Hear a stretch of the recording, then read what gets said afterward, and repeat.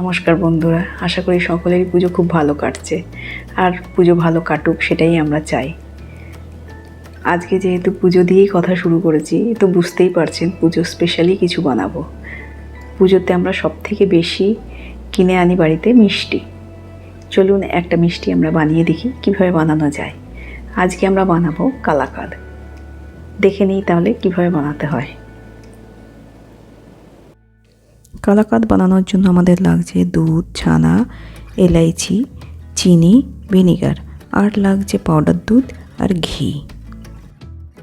প্রথমেই আমরা একটা পাত্রে 500 দুধ গরম করে রেখেছি, ভালো করে ফুটিয়ে নিয়েছি দুধটা।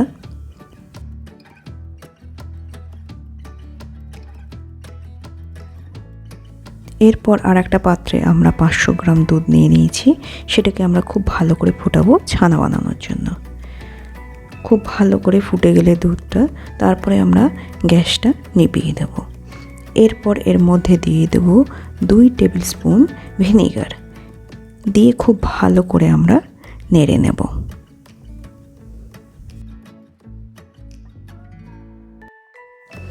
ভিনিগার দিয়ে হালকাভাবে নাড়তে থাকলেই দুধটা ছানা কেটে যাবে। এরপরে আমরা ছানাটা একটা স্টেনারের মধ্যে ঢেলে দিয়ে সম্পূর্ণ ছানার জলটা বার করে দেব আর ছেঁকে নেব।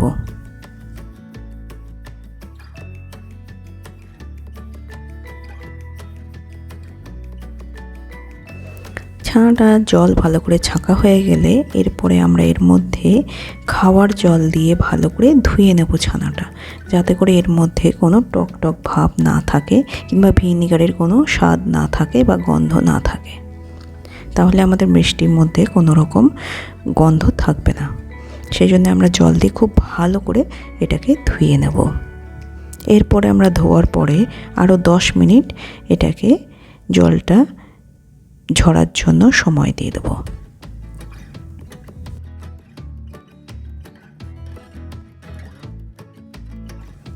এরপর আমরা একটা প্যান নিয়ে নেব, তার মধ্যে আমরা 1 টেবিল স্পুন ঘি দিয়ে দেব। এবারে আমরা যে ফুটিয়ে রাখা দুধটা ছিল 500 গ্রাম, সেটার মধ্যে আমরা ঢেলে দেব। দুধটা ঢেলে দিয়ে আমরা খুব ভালো করে ফুটিয়ে নেব ক্ষীর বানানোর জন্য। দুধটা ভালো করে ফুটে উঠলে আস্তে আস্তে দুধটা ঘন হতে শুরু করবে, আর আমরা নাড়তে থাকব যাতে করে দুধটা তলায় কোনোভাবেই লেগে না যায়, সেদিকে আমাদের খেয়াল রাখতে হবে।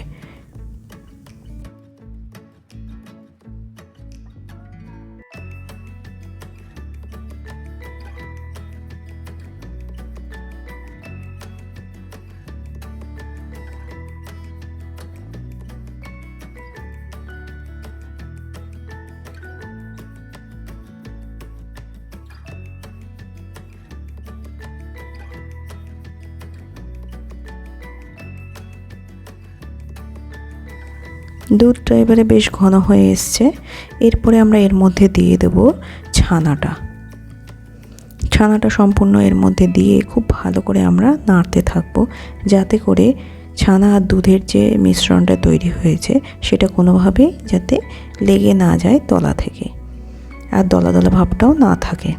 তার জন্য আমরা খুব ভালো করে এটা নাড়তে থাকবো, দিয়ে আমরা শুকোতেও থাকবো ক্ষীরটা।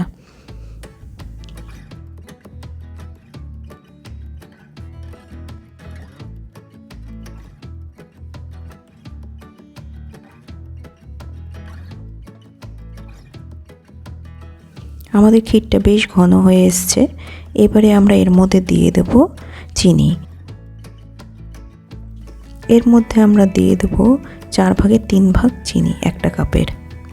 এরপর আমরা খুব ভালো করে চিনিটা মিশিয়ে নেব, আর ঢিম আছে এটা আমরা শুকাতে থাকব।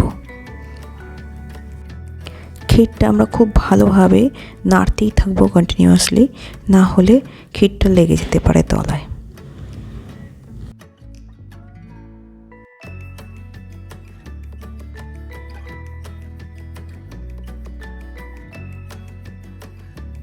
এরপর এর মধ্যে আমরা দিয়ে দেব বীজ ছাড়ানো 3টে এলাইচের বীজের গুঁড়ো।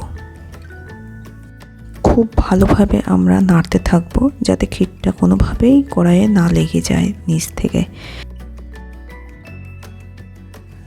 এরপর আমরা এর মধ্যে দিয়ে দেব 1.5 টেবিল স্পুন মতন দুধের গুঁড়ো।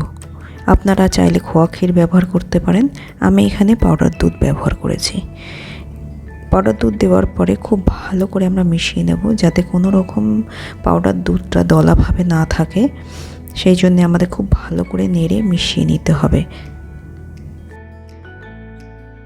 আমাদের ক্ষীরটা সম্পূর্ণ রেডি হয়ে এসছে। এরপরে আমরা গ্যাস নিভিয়ে ক্ষীরটা নামিয়ে নেব। এরপর আমরা একটা পাত্র নিয়ে নেব, তার মধ্যে আমরা 1 টিস্পুন মতন ঘি নিয়ে ভালো করে লাগিয়ে নেব পাত্রটার মধ্যে। খুব ভালোভাবে লাগানোর পরে এর মধ্যে ক্ষীরটা গরম অবস্থাতেই আমরা ঢেলে দেব।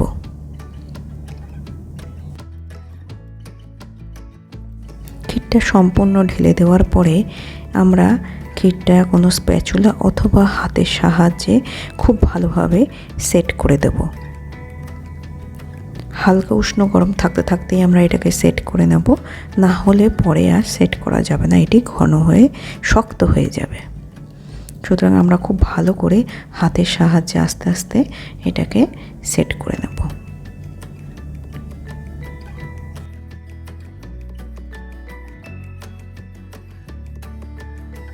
এরপর ক্ষীরটা যখন হালকা ঠান্ডা হয়ে যাবে তখন আমরা এটি ছুরির সাহায্যে সুন্দর বরফির মতন করে কেটে কেটে পিস করে নেব।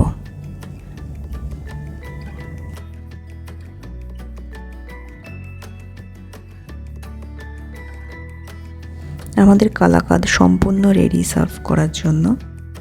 পুজো উপলক্ষে আমরা বাড়িতে অনেকেই অনেক কিছু মিষ্টি বানিয়ে থাকি। এবারে আপনারা কালাকাঁদটা অবশ্যই ট্রাই করে দেখুন, সত্যিই খুব ভালো আর সুস্বাদু খেতে হবে। আর ঘরের বানানো মিষ্টির তো আর কোনো তুলনাই হয় না। আশা করি আপনারা সকলেই এই মিষ্টি বানিয়ে টেস্ট করে দেখবেন আর আমাকেও কমেন্ট করতে ভুলবেন না। আজকের ভিডিওটি ভালো লাগলে অবশ্যই লাইক, শেয়ার আর সাবস্ক্রাইব করবেন আর নিচের থাকা বেল আইকনটি দাবিয়ে দেবেন। অবশ্যই আপনাদের কমেন্টের জন্য আমি অপেক্ষা করব, কেমনভাবে মিষ্টি বানিয়েছেন আর কীরকম খেতে হয়েছে। পুজোর শুভেচ্ছা রইল সবাইকে। আজকের মতন এখানেই শেষ করছি।